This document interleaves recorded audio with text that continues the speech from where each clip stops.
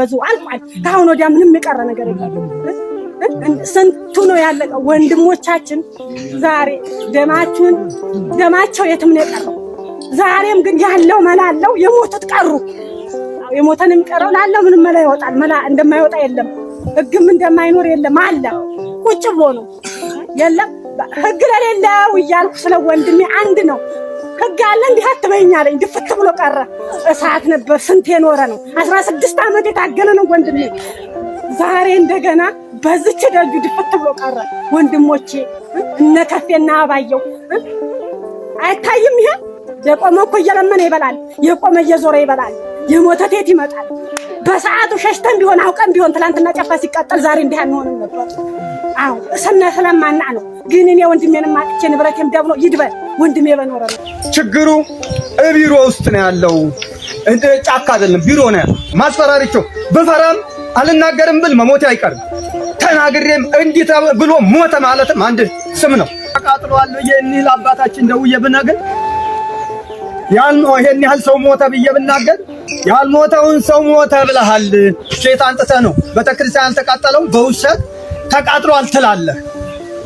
ሼት አንጥተህ ነው። እኔ ጋር ስልክ ተደውሎ የሞተው 2 ሰው ነው የተቃጠለው። ጭራ ቤትም አልተቃጠለ ነው። ይሄ ሁሉ ንብረት ጠፍቶ ወድሞ ተዘርፎ አንድ ተረት አለ እዚች ጋር ሁሉም ተነካክቷል። የተነካካውን መልሼ ብለው ያው አጠር አዳችሁን ነው የምናገረው። ሰውየው ምን አለ? ላሟ አስሯት ወደዛ ሲሄድም ቧ ትላለች። ቋ መጣልሻለሁ አለ። ቋ መጣልሻለሁ ሲል ላሟ በችጋር ሞተች። ስትታረድ ምንድነው ጆሮዋ ብቻ ነው የሰባው። ለምን? የሰማችበት አልተደረገላትማ። ጮታችን ስንጮህ አረ ያለቅን ነው። አረ ችግር እንዲህ አለብን ጎበዝ። ስንሄድ ሌሊት እንደልባችን አንሄድም። ጠላት ወደ ላይ እየተጠጋን ነው። እንዲህ ነው አለቁ ስንለው ወረዳውም ቀበሌውም እሺ ነው ይደረጋል ነው። ግን ሲደረጋል ነው ብሎ ብሶ መጣ። ቅድም አባታችን ገልጸውታል።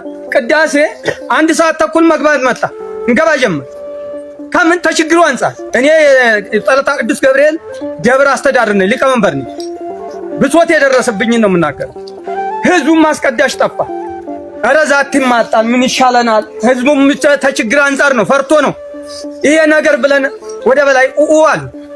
ስንል የሚሰጠ ምላሽ ምንድነው? የሞተ ምላሽ ነው። ችግር የለም አለ በቂ። ኧረ በቂ መከላከያ ይንጣልን ስን አለ የኔ የወረዴ ምንሻ ተቃጥሏል የኒል አባታችን ደውዬ ብነግር ይሄን ያህል ሰው ሞተ ብዬ ብናገር ያልሞተውን ሰው ሞተ ብለሃል። ሼት አንጥተህ ነው ቤተክርስቲያን ተቃጠለው በውሸት ተቃጥሏል ትላለህ። ሼት አንጥተህ ነው። እኔ ጋር ስልክ ተደውሎ መጨረሻ ላይ አቶ ባሻ ግርማ የሚባሉ ያዘሃሉ እኛ ጋር አድማ በትኖች እነኛ ሁሉ ነው እንግዲህ የሞተው 2 ሰው ነው የተቃጠለው። ጭራ ቤትም አልተቃጠለ ነው። ይሄ ሁሉ ንብረት ጠፍቶ ወድሞ ተዘርፎ ይሄ ምላሽ እየተሰጠን ስንጨቃጨቅ በስልክ ማክሰኞ ለታ መጨረሻ ላይ ጭንቅላቴን አመመኝ። መጨረሻ የኔን ስልክ ስጣቸው አሉኝ። ይሄ ባሻ ግርማ የሚባል ተመቶ እዛ ነው ያለው። ስጣቸው የኔን ስልክ እዛም ወዲያ አረጋለሁ። ያ ስልክ መደወል ቆመ። ሄት አንጥተህ ነው ይሄን የምታደርገው? ማስፈራሪቸው በፈራም አልናገርም ብል መሞቴ አይቀርም። ተናግሬም እንዲህ ብሎ ሞተ ማለትም አንድ ስም ነው። እና ይሄን ያህል ነው። አልተደመጥንም። ምን እንደሆነ ግራ ገብቶናል። ችግሩ ቢሮ ውስጥ ነው ያለው። እንደ ጫካ አይደለም ቢሮ ነው ያለው። በመጀመሪያ ተቢሮ ይጥዳስ። በቃ ይሄ ነው። ስላዳመጣችሁኝ አመሰግናለሁ። ጀምሮ ክርስትናን በደስታ የተቀበለች ከሁሉም ማህበረሰብ ጋር በሰላም አብሮ በመኖር የታወቀች ለሀገርና ወገን በትምህርት ዘርፍ ፊደል ቀርጻ ስርዓተ ትምህርት ነድፋ ከፊደል እስከ መጽሐፍት በማስተማር እንደ አንድ የፍትህ ተቋም ሆና ያገለገለች በስነ ምግባር ሀገር ወዳድ ሩህሩህ ሙሉ ሰብዕና ያለው ዜጋ ያፈራች በኪነ ህንጻና በኪነ ጥበብ እስከዛሬ ድረስ ዓለም በአድናቆት የሚጎበኛቸውን ለሀገራችንም በቱሪዝሙ ዘርፍም ከፍተኛ ገቢ የሚያስገኙ አብያተ ክርስቲያናትና ገዳማትን የስነ ጽሑፍ ጥበብ በቅርሳቅርስና አካባቢ ጥበቃ ረገድም ሺህ ዘመንን ምዕት ዓመታትን ያስቆጠሩ ጥንታውያን ቅርሶችን ያስገኘች በሀገራችን የተፈጥሮ ደን በሚመናመንበት ዘመን የተፈጥሮ ደንን በመንከባከብና በመጠበቅ ረገድ ከፍ ያለ ሚና የተወጣችና የምትወጣ ቤተክርስቲያን ናት። ነገር ግን ባለቤቷ እና ራሷ የሆነው ክርስቶስ እንደተናገረ ነገሮች ሁሉ አልጋ ባልጋ ሳይሆኑ በብዙ መከራ ውስጥ 2000 ዘመናትን አልፋ እዚህ ደርሳለች። በዚህም ዘመን በብዙ መልኩ ከዓለም መከራን የተቀበለች ትገኛለች። ከመከራዎቿ መካከልም ዋናውና አሳሳቢ ሁኔታ ላይ የሚገኘው የምዕመናን በግፍ መገደል፣ መሰደድ፣ ሀብት ንብረታቸው መዘረፍ እና የአብያተ ክርስቲያናትን መውደም ነው። ከአንድ ዓመት በፊትና 2018 ዓመተ ምህረት ብቻ እንኳን በምዕራብ ሐረርጌ ሀገረ ስብከት በአሰቦት ገዳም በአበው መነኮሳት ላይ ግድያ ተፈጽሟል። በምስራቅ ሸዋ ሀገረ ስብከት በዝቋላ ደብረ ከዋክብት አቡነ ገብረ መንፈስ ቅዱስ አንድነት ገዳም መናንያን ከየበዓታቸው ተወስደው በግፍ ተገድለዋል። አሁን ደግሞ ችግሩ ተባብሶ በምስራቅ አርሲ ሀገረ ስብከት በሽርካ፣ በሆሎንቆ፣ በመርቲ፣ በጉናና በአሰኮ ወረዳዎች በምዕመናንና በካህናት ላይ ተደጋግሞ የተፈጸመውን ግድያ ማንሳት ይቻላል። በዚህ ወር ግንቦት 23 2018 ዓ.ም በአሰኮ ወረዳ በተፈጸመው ጥቃት በርካታ ምዕመናን ተገድለዋል፣ ታግተዋል። በሺ የሚቆጠሩ ምዕመናን መኖሪያ ቤታቸው በእሳት ተቃጥሏል፣ ንብረቶቻቸው ወድመዋል፣ ከቀያቸው ተፈናቅለዋል። 101 ዓመት ያስቆጠረው የጠለታ ቅዱስ ገብርኤል ቤተክርስቲያን ተቃጥሏል። የካራ ኩፍተና መድኃኔዓለም ቤተክርስቲያን ተዘርፏል። በዚህ ምክንያት ብፁዕ ቅዱስ ፓትርያርኩና የሀገረ ስብከቱ ሊቀ ጳጳስ የሐዘን መግለጫ ሰጥተዋል። እኛም የቅድስት ሥላሴ ዩኒቨርሲቲ ደቀ መዛሙርት የቤተክርስቲያኑ ልጆች እንደመሆናችን ሁላችንም በዚህ እኩይና ጸያፍ ድርጊት የተሰማንን ጥልቅ ሐዘን በብፁዕ አባታችን ፊት እንገልጻለን። በትጋት ልናገለግላት የምንማርላት የቤተክርስቲያናችን ጉዳይ ይመለከተናል በማለት ከዚህ በመቀጠል ለብፁዕ አባታችን ያለንን ጥያቄ እንደሚከተለው እናቀርባለን። ብፁዕ አባታችን ሆይ ይህ በቤተክርስቲያን ላይ ተደጋግሞ የሚፈጸመው ግፍ ምክንያቱ ምንድነው? እስከ መቼስ ይቀጥላል? የሚያስቆመውስ ማን ነው? እኛስ በግፍ እየተገደልን ዝምታችን የሚቀጥለው እስከ መቼ ነው? በቤተክርስቲያን ልጆች ላይ በምዕመናን ላይ በየጊዜው እየተፈጸመ ያለው የስነ ልቦና ጥቃት፣ የአካል ጉዳት፣ ስደትና መከራ፣ ግድያ፣ የሀብት ንብረት መውደም እስካሁን ድረስ ቀጥሏል።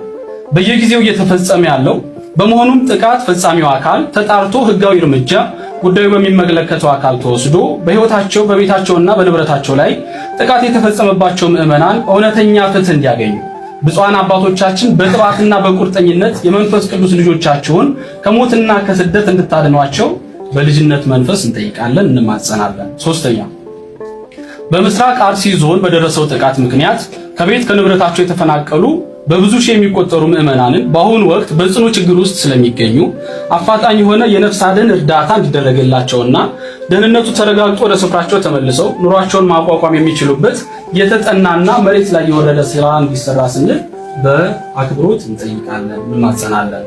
እስካሁን በተፈጸሙ ጥቃቶች ቅዱስ ፓትርያርኩ፣ የቅዱስ ሲኖዶስ ጽሕፈት ቤት፣ የጠቅላይ ቤተ ክህነት ጽሕፈት ቤትና የሀገረ ስብከቱ ጽሕፈት ቤት መግለጫ የሰጡና የተደረጉ እንቅስቃሴዎች ያሉ መሆኑን በመገንዘብ ችግሩን ልባት እንዲያገኝና አንደኛ አስቸኳይ የሆነ የቅዱስ ሲኖዶስ መልአተ ጉባኤ ተደርጎ ጉዳዩ በትኩረትና በጥልቀት ተመክሮበት ዘላቂ መፍትሄ ተሰጥተው ተግባራዊ እንዲደረጉ፣ ሁለተኛ በሁሉም አብያተ ክርስቲያናት ዓለም አቀፍ የምህላ የሐዘን ቀን ታውጆ እንዲሰራ ወይም እንዲታወጅ፣ ሶስተኛ ላረፉ ወንድሞቻችንና እህቶቻችን ጸሎተ ፍትሐት እንዲደረግ፣ አራተኛ ጥቃቱ በደረሰበት ስፍራ ብፁዓን አበው ሊቃነ ጳጳሳት መምህራን ወንጌል የሚገኙበት የማጽናኛና የማጽኛ መርሃ ግብር ወይም ጉባኤ እንዲደረግ፣ ስድስተኛ ምዕመናን ላይ በደረሰው ጥቃት ለማጣራት ወደ ስፍራው የሚሄዱ አካላት የሚያወጡት መረጃና ዘገባ እርስ በርሱ የሚጣረስ በመሆኑ ይህን ድርጊት የሚፈጽመው አካል ከስህተቱ እንዲታረምና ትክክለኛ መረጃ የሚሰጡ አጣሪ አካላት እንዲላኩ፣ የተገኘው እውነተኛ መረጃም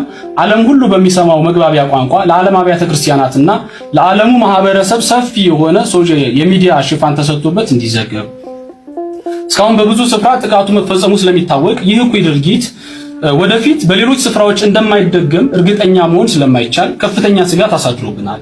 ይህን መሰል ጥቃት በምዕመናን ወገኖቻችን ላይ እንዳይፈጸም በሰላም መኖር እንዲቻል ቋሚና ንቁ የሆነ የቅበተ እምነትና የሕግ ጠለላ የሚሰጥ መደበኛ ተቋም ከጠቅላይ ቤተ ክህነት ጀምሮ እስከ አጥቢያ አብያተ ክርስቲያናት ድረስ ተዘርግቶ ሳይቃጠል በቅጠል እንዲሉ ቀዳሚ ጥንቃቄ እንዲደረግና ወደ ስራ እንዲገባ ስንል በልጅነት መንፈስ ሆነን በታላቅ ትሕትና እንጠይቃለን።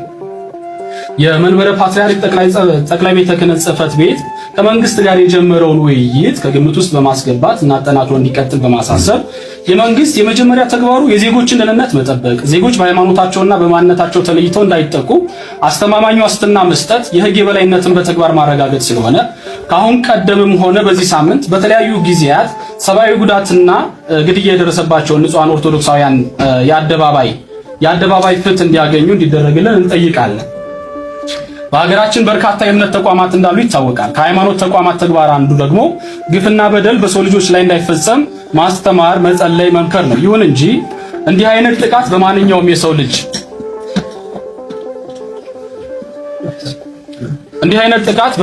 የሰው ልጅ ላይ ሲፈጸም እኩይ ድርጊትን አለማውገዝ፣ ከተጎጆች ጎን አለመቆም ከሞራልም ከሃይማኖትም አንፃር የሚጠበቅ አይደለምና በፈጣሪ ዘንድም የሚያስጠይቅ ስለሆነ በምስራቅ አርሲ ዞን ከቤት ንብረታቸው ለተፈናቀሉ ለተገደሉ ኦርቶዶክሳውያን ለተቃጠለችው ቤተክርስቲያን ፍትህ ለማረጋገጥ የበኩላቸውን ተቋማዊ አስተዋጽኦ እንዲያደርጉ ብፁዓን አበው ሊቃነ ጳጳሳት በኩል ጥሪ እንዲደረግላቸው ክትትል እንዲደረግ እንጠይቃለን። በመጨረሻም የልጅነት ጥያቄያችንን ጉዳዩ ለሚመለከተው አካል የተጎጂ ኦርቶዶክሳውያን ጥቃት እንዲቆም ብፁዓን አባቶቻችን ለምታደርጉት አባታዊ ተጋድሎ እኛ ልጆቻቸው ደቀ መዛሙርት የሚጣልብንን ሐዋርያዊና መንፈሳዊ ግዴታችንን ለመወጣት ዝግጁ መሆናችንን እናረጋግጣለን። እግዚአብሔር